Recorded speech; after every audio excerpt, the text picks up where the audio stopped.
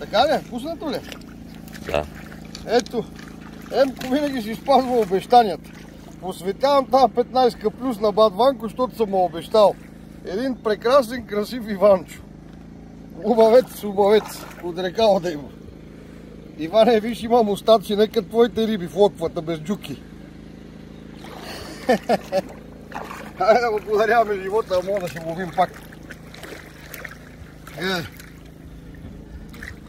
Красота от река Ебро.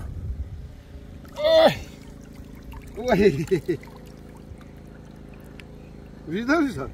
Да, бе. Красота от река Ебро. Точно заради тези риби идваме и съборим тук.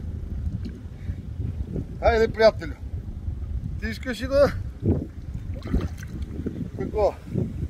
Чакай да си отиде като хората. Ето моя прекрасен ловец.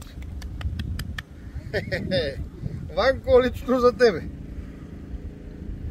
Обещах ти го. Хайде да си ходи да ни го мъчи. Чао, приятели.